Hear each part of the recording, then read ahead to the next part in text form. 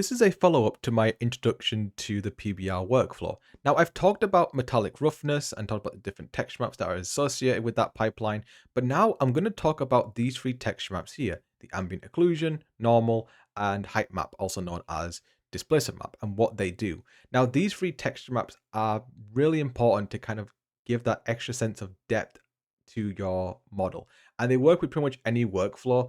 It doesn't have to just go into metallic roughness, it can also go into specular glossiness. These are pretty much universal maps that are used in different sort of texturing workflows. So what is a normal map? A normal map essentially gives the illusion of surface details, such as like height and depth, to your model. But it's all dependent on the angle of the model as well as the lighting. So as lighting kind of moves around that object, it gives that illusion of height and depth to your model. So for instance, if you look at this model here, now you can see that this is just like, it's just three polygon faces here, same up here. However, there has been some extrusions to kind of give that bumpiness here.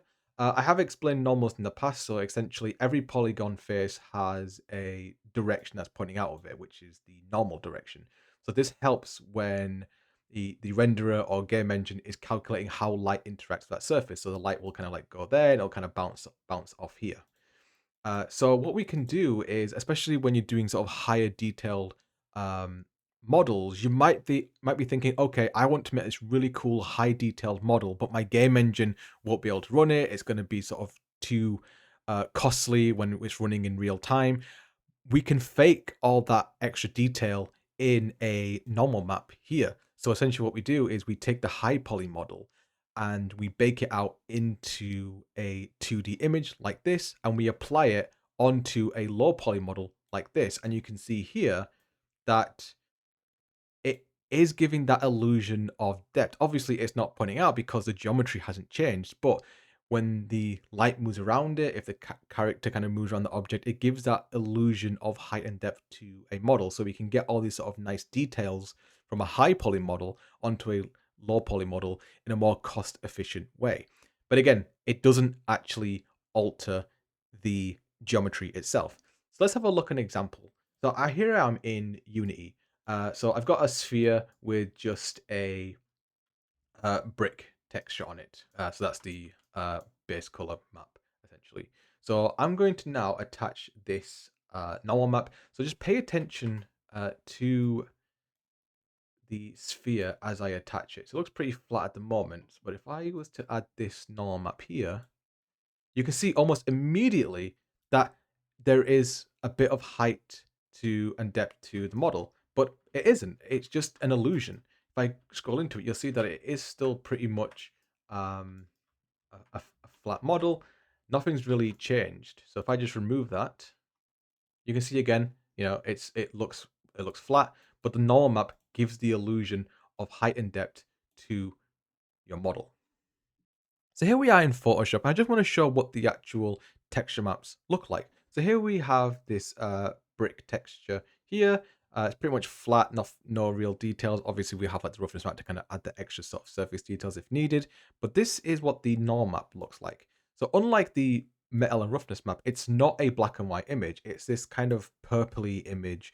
And this gives all the information to the game engine, to the renderer to say like, okay, here's where the height and depth of the model of this image should be. And so when it's applied onto your shader in a game engine or in Blender, it gives that illusion of height and depth. Now, this isn't the most ideal way of doing it, but I am going to encourage you to play around with something called Norm Map Online, and it kind of shows you how to create like a very simple normal map from an image that you can convert. So here I just put a this wooden barrel in here just for the purposes of just kind of showing how it looks. And what I can do here is I can increase the strength of the image, so it kind of is kind of converting this image into a normal map. And you can see this sort of 3D viewer here, and you can see where sort of the height and depth kind of comes through. So I can increase the levels there, the strength of the normal map, and then I can download it to use. Now this is not perfect. It's pretty archaic, but I want to encourage you to use it just so you can get a sense of and feel of how normal maps work, and maybe even apply it to some of your models in Blender. The next map that we're going to have a look at is the Ambient Occlusion map, also known as the AO map. Now, The AO map provides subtle lighting and shadow information onto your 3D model. So if you ever think about like if you objects in the world, there's always sort of subtle shadowing in sort of like the crevices in the corners that just kind of help give something its shape and form. Now that's what the AO map does. It has that kind of that it has adds that ambient lighting information onto your model. Just to kind of show an example of this is on a Corsair's website. You can see this is a screenshot of Cyberpunk 2027 with no AO map on it, so it looks pretty flat. However, if I just scroll across and you pay attention to the world, you see that just having the AO added on there just adds that extra element of subtlety as well as sort of form and function to the environment. It looks very bland and flat here without the AO, but when it's on, it does add that extra sort of depth to your model. So let's see how that looks in Photoshop. So we're going to have a look at the brick texture again. So here we've got the color map, we've got the normal map, and this is the AO map. And the AO map is pretty much like a black and white image, essentially. But you can already see just from here where the shadows and lights, that's the subtle shadows and lights are coming through. You can kind of see they're coming through in these sections here. So let's see how that looks in game. So again, we're going to use this sphere in Unity just to kind of explain how it works. So I've got the base color map, I've got norm map. I'm just going to remove that for now just so we can kind of focus on the AO map. So I can go here for the occlusion and I'm just going to make that correct. Yep. And I'm going to add it on there. Now pay attention to the sphere. So again, you can kind of see, it's very subtle, but it's just kind of give it a bit more form. Almost immediately, you can kind of see it give it a bit more form and shape to the model. See, it looks a bit flat there, but adding in the AO map just adds that extra subtle detail to your model. And the last map we're going to have a look at is the height map. It's also sometimes known as the displacement map. So these two names can be interchangeable, but I'll go with height map for this one. Now, height map almost works in conjunction with the normal map, or it supplements it essentially. Now, the normal map fakes the sort of the height and depth of a model. It doesn't actually impact the geometry itself. However, a height map does. It actually influences the geometry of your model. It actually increases the height and depth of it. And it, unlike the normal map where it's sort of this purple image, it does work in grayscales, with white being sort of like the peak, like sort of like the height, and black being more of the depth. So again, I do have an example of a height map here as well. So this information here kind of helps bring the height and depth to a model. I'm going to show this in both Unity and Blender so you can actually see how it impacts the geometry itself. So if I go onto here, just to kind of remind us as well, like how the norm map works. So I'm going to put the norm map on here. Just going to kind of zoom in a little bit. It might take a second just to render it. So you can see here that, it's still a pretty flat surface. This sphere hasn't kind of like changed its geometry at all, even with the norm map on. Yes, it gives that illusion of height and depth, but the actual physical geometry itself has not changed. So if I go to height map here, let's make sure I got the right one. That's called also known as displacement.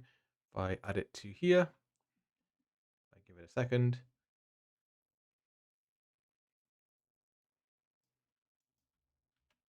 Let's get a bit closer to it.